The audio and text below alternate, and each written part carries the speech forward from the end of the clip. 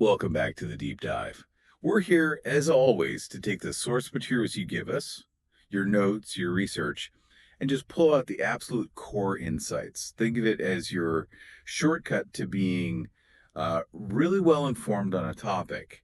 And today our focus is super narrow, but it's incredibly foundational. We've been given a single resource title, but it's really a blueprint. It's called English Self-Introduction Basics.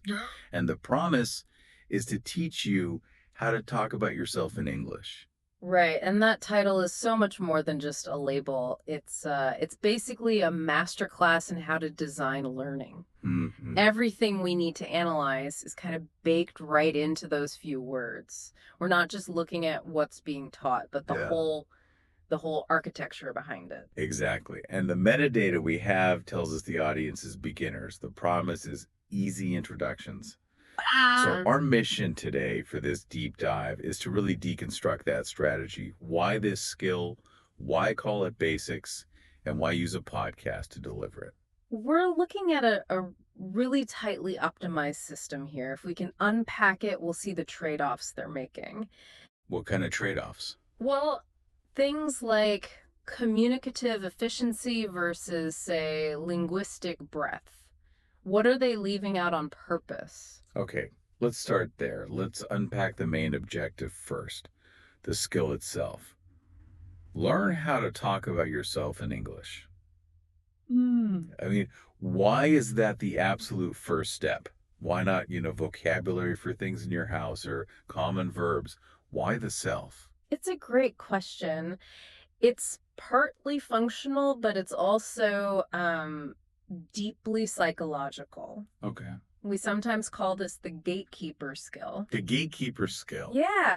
I mean, think about it. You can't really move forward in any conversation, social or professional, Mhm. until you get past the introduction. Right. You're stuck at the door. You're stuck at the door. Yeah. But for a beginner, it's also about something we call the affective filter. It's that wall of anxiety that can just paralyze you when you try to speak a new language. So if the very first thing you're asked to do is some really complicated sentence, You freeze. you just freeze up. Precisely. And a self-introduction it's a defined, bounded thing. It's a script. We have it in every culture. Mm. So by focusing there, the resource basically guarantees the learner can have a 100% success rate in the first minute of an interaction. And that success, that's the fuel. That's the engine for motivation. It just breaks that initial inertia of, I can't do this. That's a great way to put it, communicative inertia. But I want to push on that a little. The source says learn how, not just what to say. Yes. That implies more than just memorizing a few phrases. Talking about yourself suggests, a little story, a narrative. That's the key distinction. You're right. Rote memorization of my name it's fragile. It breaks easily. Okay. But learning how to build that little story of yourself means you understand the sequence, the social steps. Like what? Well, how to state your name, then maybe where you're from, your basic role, I am a student or something, and why you're there. It's teaching a tiny little narrative arc. But doesn't that create a risk? If you focus so much on this one script, what happens when someone asks a follow-up question that's not in the script? Doesn't Yeah. it kind of set them up for failure right after that first success? That is the calculated trade-off. It absolutely is. Mhm. The resource is choosing immediate utility over long-term flexibility. So they know this is a limited tool. They know. They know you can't get fluent overnight.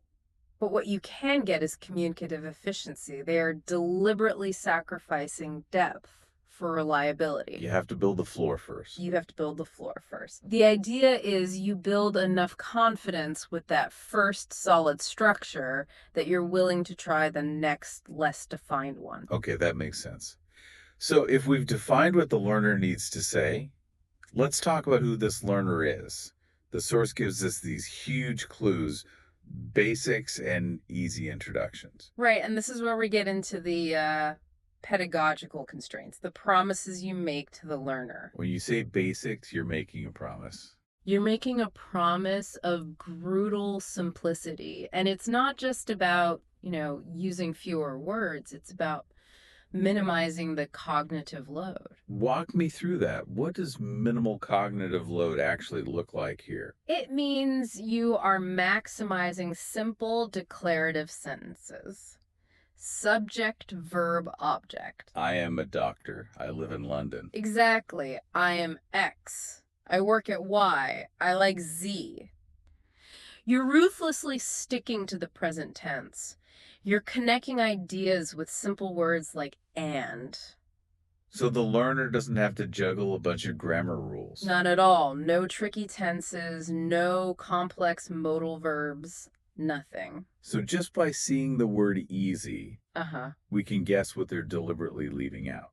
Absolutely. No passive voice, no complex connectors like although or despite. Forget it. And definitely no advanced tenses like, the present perfect or anything like that. Those things are necessary for nuance, but for a beginner, they're just failure points. If you try to teach the conditional tense on day one, the learner will fail their introduction, feel bad, and maybe even stop.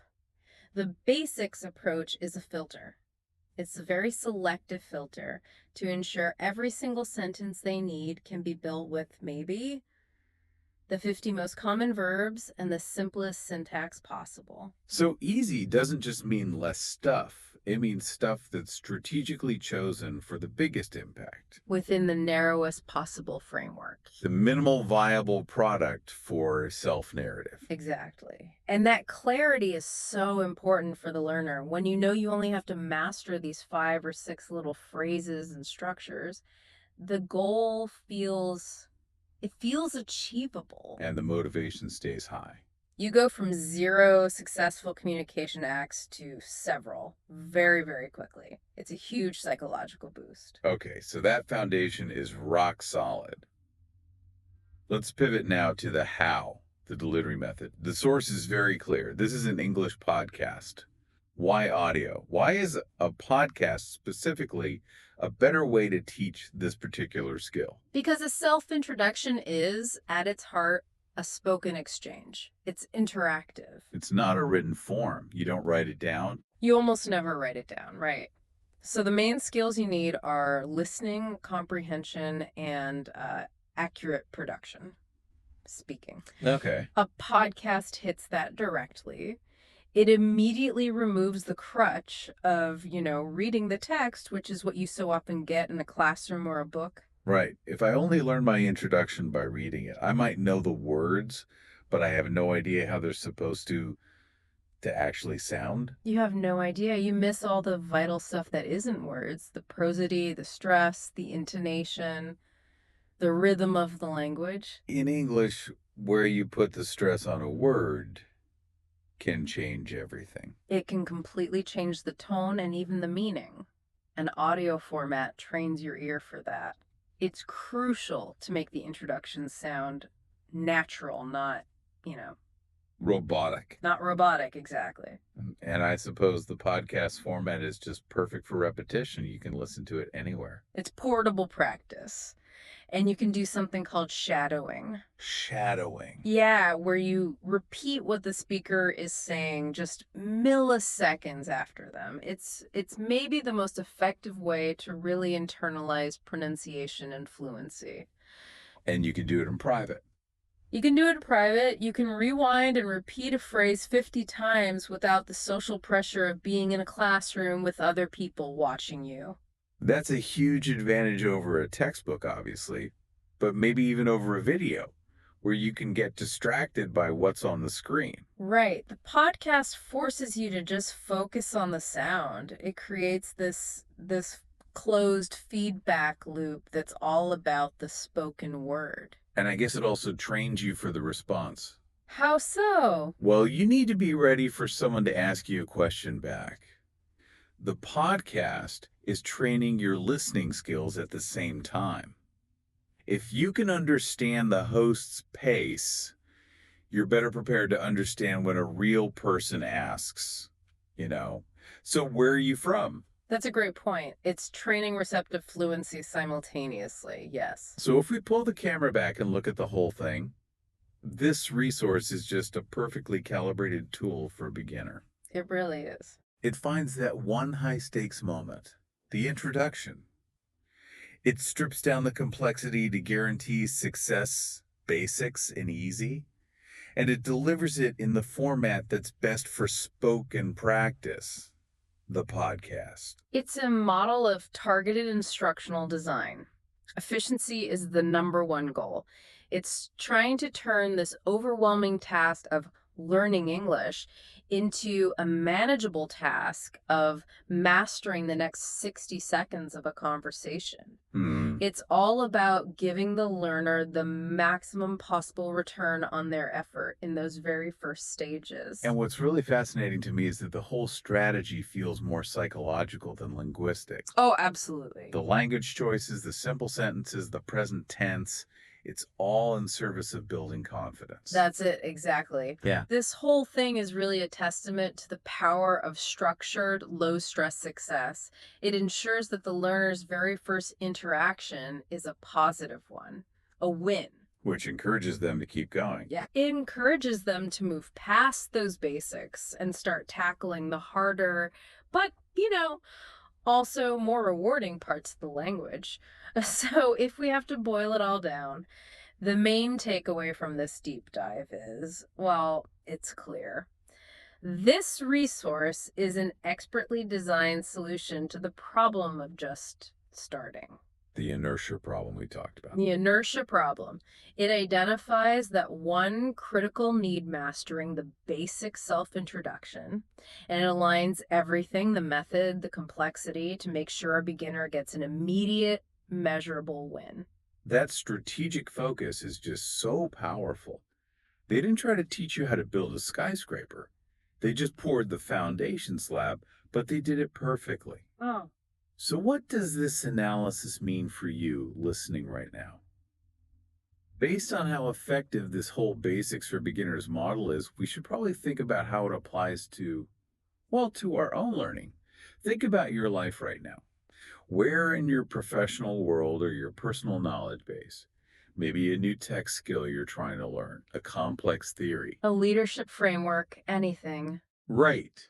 Where could you benefit from applying the same kind of constrained, easy introduction strategy? Where can you find the absolute minimal viable skill you need to just get moving?